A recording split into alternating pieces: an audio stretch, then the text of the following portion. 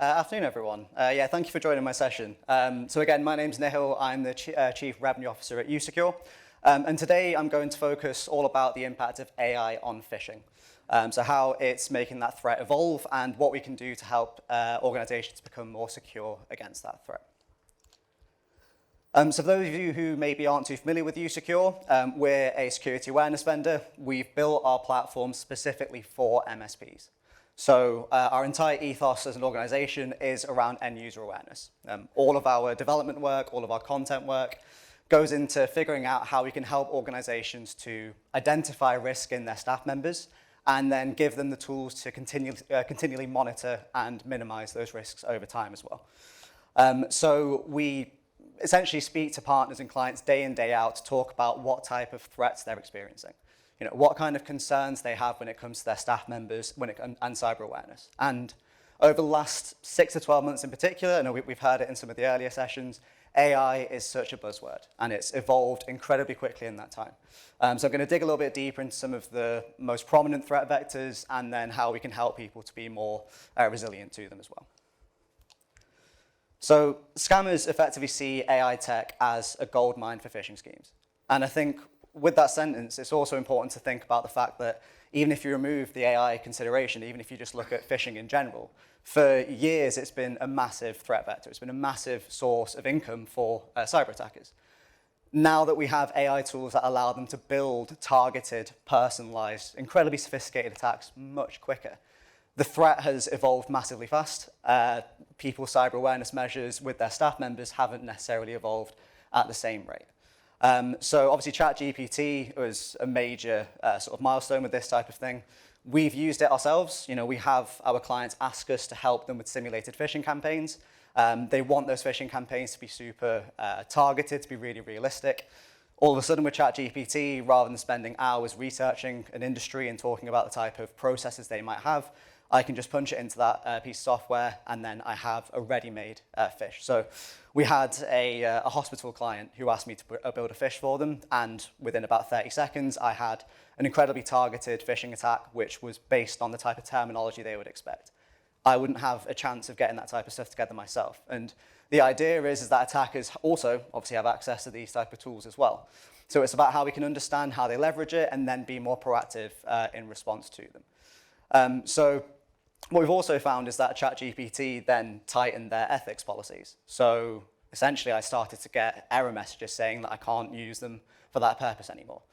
You then just change the wording a little bit, you go a bit more theoretical, and all of a sudden you've got, again, really targeted phishing attacks. And I think that is an illustration of the issue here, is that these things evolve so quickly, often laws and best practices take time to catch up. Cyber attackers find the loopholes to be able to make their job easier, and then we have to react to that. The key is figuring out what elements we can be proactive about, where we can control these type of elements and then minimize the risk of them going forward as well. So I want to touch on effectively 3 core vectors by which AI is really changing how people are being attacked. Spear phishing, voice cloning, and deepfakes. Spear phishing is an incredibly interesting one. It's not a new topic. People have been concerned about spear phishing for years. The issue with it previously, if you're an attacker, is that it's incredibly time-consuming. It's really laborious to be able to figure out, what an organization does, what their vulnerabilities are, scour the dark web for data on staff members to use against them. It was very hard for them to do that at scale. Now, with the amount of AI tooling that's out there, you can effectively scan in seconds against thousands of breaches, collate data to understand what services people are using and what information has been exposed, and then use that against them. So if we think about how the traditional phishing attacks still get a pretty good response rate, if you then have scalable targeted phishing campaigns, all of a sudden the problem becomes massively exacerbated. So rather than having to trawl through these breaches manually, they can run it through AI tooling and then target you accordingly. So if I, for example, I'm signed up for HelloFresh, and HelloFresh then get a breach, there's a good chance that my email address, my purchase habits in terms of my transaction details, my address, my username, maybe even my password, is all now publicly available. And attackers then know that I'm going to expect an email from HelloFresh on the 21st of each month. They'd send me a phishing attack saying that my payment has failed, I need to put a new card in, and all of a sudden they've got my data. And it's incredibly easy to get caught out with that type of attack. One thing that we're finding as well happening more and more often is because of the amount of breaches that are out there, people's passwords are also being included within that. People get lazy, people reuse passwords. It's been a problem for donkey's years. Now, if I use that same password for HelloFresh as I do for our internal Slack channel, there again is AI tooling that allows them to use my email and password combination across thousands of sites in seconds. They might be able to get access to Slack, they might be able to send my colleagues some malicious links. All of a sudden, my colleagues have a very big sort of red flag taken away. They can't check for an email address, they can't check for spelling errors because it's come from me through Slack. So spear phishing has, again, massively evolved as a result of that. Voice cloning is one which is getting a lot of prominence recently. I know somebody mentioned it in one of the chats earlier. So it's pretty well documented that it only takes about 5 seconds of someone's speech for you to be able to clone it and then essentially use it for your own purposes. Obviously, I appreciate there's an irony in me talking about this whilst giving a presentation that's being recorded and that will be shared everywhere, but that's kind of the catch-22 with modern cyber. Everybody wants to be visible, everybody wants to have a personality to their company and communicate to their clients in an effective way. Attackers always try to use that against you and try to flip that. So, it's quite an aggressive tactic, but it's not unheard of, is that people will take clips like this. They will essentially get my voice cloned. They will use breach data using those AI tools I touched on earlier to maybe find the phone number of one of my family members. And they could then use my voice to call them and say, I've had my phone stolen, I've had all of my bank accounts emptied, I need you to transfer me X amount into this safe account so I can then pay my rent. And if that gets called to my mum and it's my voice, realistically, there's a good chance she's going to actually engage and send over that money. So it's a really, really interesting, quite a frightening vector that people are starting to see more and more. And then the final one is deepfakes. So I think we've all seen celebrities on things like Twitter where they've had a deepfake put up of them, and it's often in quite a jokey way. It's often just sort of to show what the technology can do. Obviously, it's not hard to see how that then becomes a way to spread misinformation en masse. Take somebody that is very well respected in the industry, do a deepfake so that they can spread misinformation, and all of a sudden you then have negative practices coming into organizations. So there are a few different routes by which attackers leverage AI for phishing. A few of the main ones that we see are personalization. That's the absolute critical one. Everybody, when you get an email that looks super generic, something twigs and you just think that's not the type of thing I should be engaging with. All of a sudden, if it's based on the type of services you use, if it's much more personalized to you, you're much more likely to actually engage with it. So personalization, again, that was a major sort of, element that attackers try to incorporate, but without AI, it's incredibly time-consuming to do it. Context awareness is a really important one as well. So effectively what we're seeing happen semi-often, I've had a school talk to me about this recently, is that an attacker will gain access to a system. And rather than just sending out phishing attacks or malicious links immediately, they will just look at who you message on Microsoft Teams. They'll see the type of people that you speak to most often, they'll see the type of conversations you have, how formal you are with them, they'll essentially then mimic your talking patterns with those people and send them malicious links. And again, a massive sort of context clue is taken away from your colleague because it's coming from an internal system and it looks really realistic. And then the third one is evasion techniques.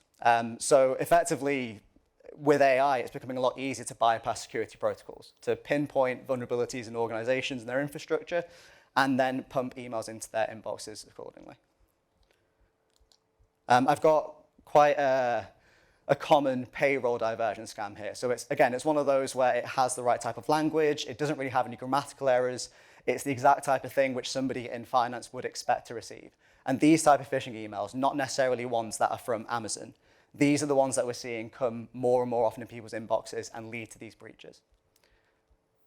So ultimately the question is then, how can you help your clients to become more secure against these threats? What can you do to evolve their processes to make sure they're not going to get caught foul of these type of attacks? The main thing is obviously a combination of infrastructure and end user awareness. It's obviously vital to make sure you have all the right infrastructure in place to filter things, but ultimately you can never rely on 100% of those malicious attacks being caught. It just takes one attack and all of a sudden your client's been breached and then it causes havoc from there. In my view, traditional security awareness doesn't really work. The human element, by going about it with generic training, by just focusing on training and phishing, by not personalizing it, by not making the training engaging, ultimately you're probably at the same space if you didn't do the training, because nobody's actually taken into account what they've been told and applying it on a wider scale. So with how much AI has sort of evolved, how quickly these attacks are happening, and how sophisticated they are, we need to evolve and be more proactive with this space. So this effectively is a summary of what we do at Usecure. So we have essentially looked at the traditional approach of cyber awareness, and we've said, how can we modernize it? So not only do we do training and phishing, but also do it in a very automated and tailored way. We also provide a more broad scope within one singular system. That way you then have multiple vectors which you're monitoring, multiple vectors which you're assessing, and then you're minimizing that risk over time. So there's a 3-step process that we include as part of our system. The very first thing we do is evaluate every single user. So obviously we've talked a lot about phishing, and that is the major threat, but phishing is just one element within cyber awareness. Your client staff members need to know how to set a secure password, how to use removable media safely, how to spot a safe public Wi-Fi network. And people have those nuances. If we're talking about human beings, it makes sense to understand them as individual human beings. So the very first thing that we do is we send everyone a gap analysis questionnaire. And that will tell us, after about 15 minutes, where each individual person's gaps are. What we'll then do is we'll use that to guide the training program. So the system will build a personalized program for each person, and it will then systematically send out training courses for you automatically. So you can go to your client and say, we're going to understand each user, build a personalized program, and systematically work our way through. It's a much nicer story than just the traditional approach of, here's 200 training courses, we might send them out every 6 months and let's see what happens. It's a much more regimented approach. We also combine that with simulated phishing campaigns. We build our own content, so we see what phishing attacks our clients report, and we make them available in the system. So the more reports we get, the more of these we build, and you can automatically send these out to your clients. So every single month, they get automatic training and automatic phishing, for example. We then build on that with 2 additional modules, again designed to make this a more comprehensive product. So we talked a lot about the fact that there's a lot of breach data out there, and that breach data can be used against your organization, your clients' organizations. So we monitor the dark web for these breaches. We tell you what breaches we found against your clients' email addresses, and we tell you what information was exposed during those breaches. You then know, you have the tools to then go to your client and say, 20% of your staff members have had their password breached. You need to force a password reset for every single one of those staff members because they might have used that password across different sites. You need to send them training on how to use their email correctly because they might be signing up for free trials of stuff they shouldn't be. And you also need to send them policies to let them know what they should and shouldn't be using with their work email. And that brings me on to the 4th module, which is our policy management tool. So we know that there's much more, focus from external bodies about what people are sending their staff members, what policies they have in place, what processes they have in place. And I know that a lot of MSPs are being asked for this type of thing, but don't necessarily have the tooling or the time to build a remote working policy or a password policy. So we have about 30 different policy templates available in our system. You can then tell the platform to send that out over email, and it tells you when they view it and when they sign the document. So if they then get audited for ISO 27001 or for Cyber Essentials Plus, you then have a very clear audit to show, I've sent this document to these people and they've signed it on this date. What we then do is we essentially combine all of that information into human risk analytics. Now, that essentially is just a more complicated way to say an overall number that categorizes their risk. A lot of your clients still are feel like maybe cyber awareness is a little bit more difficult to monitor than it should be, or difficult to understand how much it's helping their organization. So we look at how they've been engaging with the platform, and we give them an overall risk score and show progress over time. This is designed to be a sticky program. This is designed to be embedded as part of their standard processing. And if you can show their senior management team how they've developed as a result, you're then going to get much more positive feedback. The really important thing that underpins all of this, and I mentioned this at the start, is that the system is designed for MSPs. We wouldn't be able to say this is an MSP-focused platform if it wasn't completely automated. So we can integrate with Microsoft 365. That integration can then allow us to send out the training automatically to new starters, phishing campaigns automatically. It will monitor their email for breaches automatically, and it will then send them the key documentation automatically. You have the full suite set up in about 30 minutes, and it will run itself indefinitely. So you can scale out on this and then obviously not eat into your margin with actual admin upkeep. that effectively is everything I want to go over today. So feel free to have a chat with us. We've obviously got our booth upstairs. We do have a Sonos soundbar. We have little stickers popped about with our recurring character, Cyberto. If you find Cyberto, take a picture, send it to us on LinkedIn. You'll be in with a chance of winning a Sonos soundbar. Does anybody have any questions? Yeah. Mm-hmm. Can a client use their own policy documents? So you send out their own policy documents, right? Yeah. So we have a PDF import feature, so you'd have to mess around with the formatting, and then the automation will work in the same way. So yeah, you can obviously dovetail that with our templates we have available as well.